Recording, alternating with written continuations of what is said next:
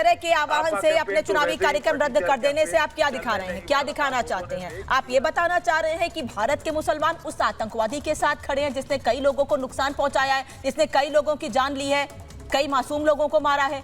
ये दिखाने की कोशिश की जा रही है ऐसे बयानों से, ये कार्यक्रम रद्द करके? चुनाव है इसलिए। देखिए, एक बात तो है कि जो राजनीतिक निर्णय चुनावी फायदे के लिए उन्होंने लिया है, वो तो उनको लगता है कि फ़ायदा होगा तभी लिया है। और ऐसा क्यों है? तो जिसको हम आतंकवादी बोल रहे हैं, जिसको यूएन आतंकवादी बोल रहा है, तो इसमें कई बातें हैं। इजराइल और फ़िलिस्तीन के झगड़ों के बीच में ये अंग्रेज़ों का पैदा किया हुआ समस्या वहाँ भी है। जैसे यहाँ इंडिया पाकिस्तान कश्मीर सब देखता है, वैसे ही वहाँ भी वो लड़ाई है। अब उसमें यूएन ने कुछ रेजोल्यूशन लिए, इजराइल ने कभी माना नहीं। तो आज ये है कि देश में दो धाराएं दुनिया में हैं, हमारे देश में भी हैं, कि एक फ़िलिस्तीन के साथ, एक इजराइल के साथ। कोई किसी को आतंकवादी कहता है और उसी को कोई धर्म के लिए लड़ने वाला, इस्लाम के लिए लड़ने वाला भी कहता है। मैं कहता हूँ दोनों तरह की धाराएं।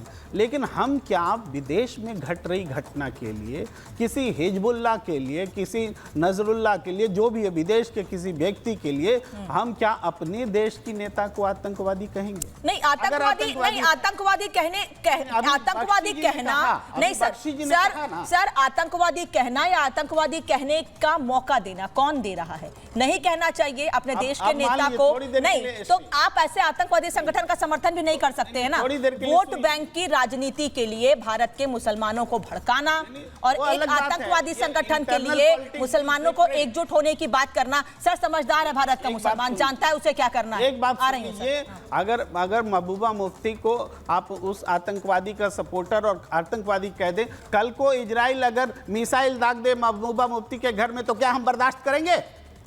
आप ये बर्दाश्त करेंगे कि महबूबा मुफ्ती जो अपना कार्यक्रम नसरुल्लाह के लिए रद्द कर रही हैं, आतंकवादी संगठन के मुखिया के लिए? आप ये बर्दाश्त करेंगे?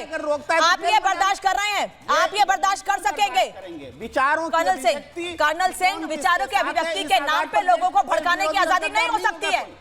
किसी को लोगों को भड़काने की आजादी विचारों की अभिव्यक्ति के नाम पे नहीं हो सकती। प्रेम कुमार जी के घर क्यों नहीं गए? आप ही पुलिस से। प्रेम कुमार जी, हम आपकी इज्जत करते हैं क्योंकि आप जनरली पॉलिटिकल चीज़ों पर अच्छी बात बोलते हैं, लेकिन फिर भी मेरा सवाल सिर्फ अपने आप, अपने देश, अपने पॉलिटिशियन से है। क्या मेरी पॉलिटिक्स इतनी कमज़ोर और चीप हो गई है कि नसरुल्लाह का नाम लूँगा तो मुझे 4 वोट फालतू मिलेंगे? बिल्कुल ठीक बात। क्या ऐसा सोचना, मैं आपसे सीखना चाहता हूँ, क्या ये एक बड़ा वर्केबल उठाने के लिए आप स्वतंत्र हैं? नहीं, मैं तो सवाल नहीं, मैं समझने की कोशिश कर रहा हूँ कि मुझे बताइए, चलिए अगर ऐसा ही है तो अगर मैं इस समय 4 बार खड़े होकर नसरुल्लाह की जय कर दूंगा तो क्या मैं सीएम ऑफ JNK बन जाऊंगा? सही बात। तो आप क्या आतंकवादी बन जाएंगे? नहीं, मैं आ रहा हूं। यस, अब आपने जो बोला मैं अब उसका आंसर देता हूं। देखिए, अगर मैं हाफिज सईद की प्रशंसा में पूरी किताबें लिखूंगा, बात करूंगा, आपके नेशनल टीवी पर बैठकर जय जयकार करूंगा, तो एक्चुअली मैं उसको नहीं सपोर्ट कर रहा हूं, मैं उसकी टेररिज्म को सपोर्ट कर रहा हूं जो मेरे भारत के खिलाफ है, मेरे भारत के खिलाफ है। जहां तक नसरुल्लाह का सवाल है, मैं आपसे एक बात ले लीजिए, मैं आपकी सुन लूंगा, जरूर सुन लूंगा। मेरा सिर्फ जो सवाल अपने आप से उठता है, मेरे अपने, आप लोग मेरे अपने पॉलिटिशियन हो, कोई बाहर से नहीं आए हो, कोई आप टेररिस्ट नहीं हो, लेकिन जब आप किसी भी तरह के टेररिज्म को सपोर्ट करते हैं, क्योंकि नसरुल्लाह को सपोर्ट करना टेररिज्म का सपोर्ट इसलिए माना जाता है क्योंकि वो इंटरनेशनली डिक्लेयर्ड एक वो डिक्लेयर्ड टेररिस्ट है। और मुझे सिर्फ समझना है कोई एक अच्छा काम, ह्यूमैनिटेरियन काम जो उसने मानवता के लिए किया हो, जिसके वजह से मैं भी खड़ा होकर एक सल्यूट दूं, सलामी शस्त्र दूं कि यस, अल्टीमेटली इस इंसान ने कोई तो अच्छा काम किया। और अच्छा काम किया होता तो सीरिया के मुसलमान आज जश्न नहीं मना रहे होते। वो सुन्नी मुस्लिम जो बार-बार कह रहे हैं नसरुल्लाह के नेतृत्व में उन पर अत्याचार किया गया है। हस्तक्षेप ले लीजिए। हम सिर्फ इतना बोलना चाहते हैं कि चलिए, महबूबा मुफ्ती जो बोल रहे हैं, आप कह रहे हैं किसी आतंकवादी के पक्ष में कोई किताब लिख दी जाए, पूरा प्रशंसक हो जाए, तो उस चीज को रोकने के लिए क्या है?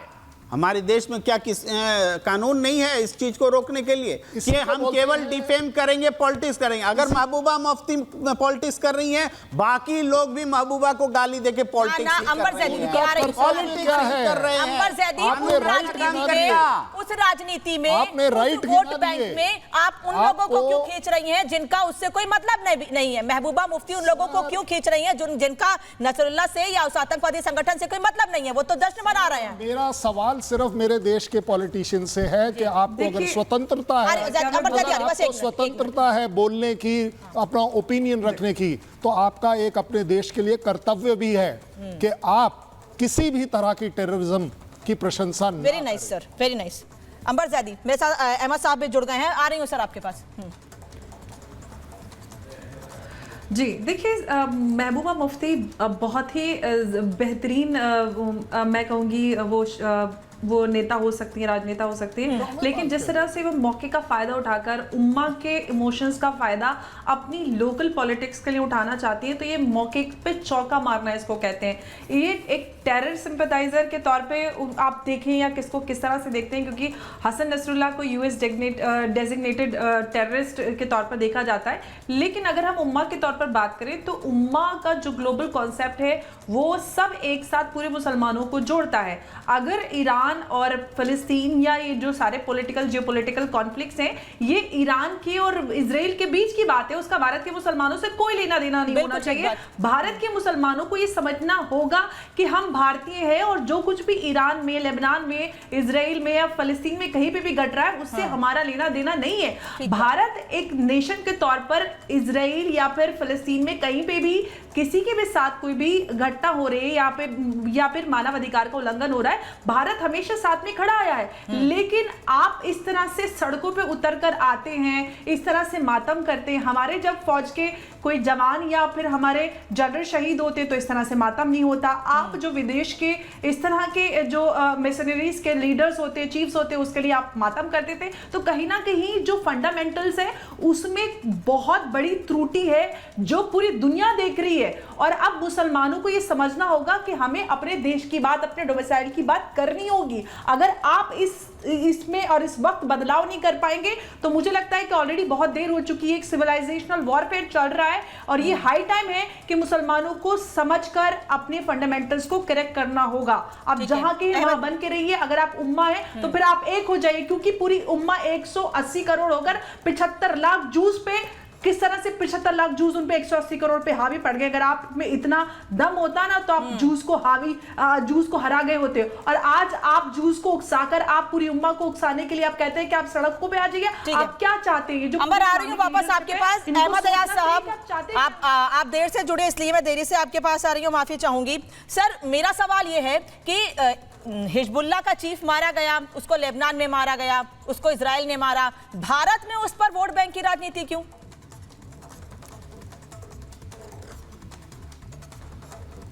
नहीं, ये भी हो सकता है कि किसी हद तक राजनीति भी हो, लेकिन उससे ज़्यादा जहाँ तक फ़लस्तीन और ईरान का ताल्लुक़ है तो हिंदुस्तान के रिलेशंस इन दोनों ममालिक के साथ ठीक है।